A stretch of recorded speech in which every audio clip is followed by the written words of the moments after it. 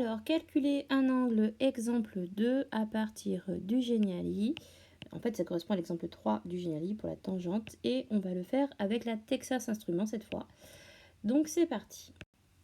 Alors, comme toujours, on a notre triangle. Il faut bien identifier ce que l'on connaît, ce que l'on cherche. Ce que l'on cherche, c'est l'angle L.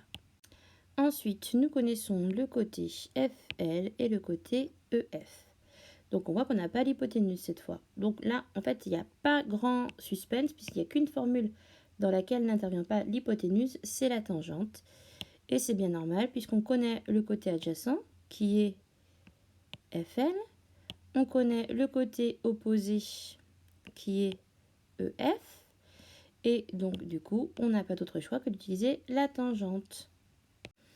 Donc ça donne dans le triangle FEL rectangle en F, on a tangente de FLE égale côté opposé EF sur côté adjacent FL. On remplace par les valeurs connues, ça nous donne tangente FLE égale 15 septièmes.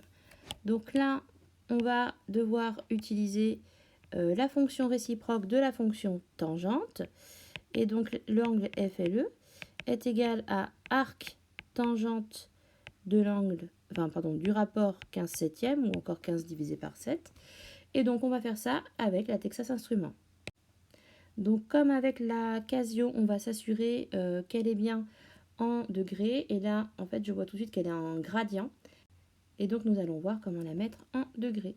Alors, donc on appuie sur la touche mode. Et vous voyez, en haut, on a les angles. Donc on a deg, rad, grade. On va se déplacer avec les flèches de sorte à aller sur deg. Une fois c'est sur deg, on fait seconde mode pour quitter. Et donc ensuite, on tape sur seconde arc tangente, tangente pour avoir arc tangente. On tape 15 divisé par 7, on ferme la parenthèse, on appuie sur exé. Et ça donne environ 64,9, soit au degré près 65 degrés. Voilà, c'est tout pour cette vidéo.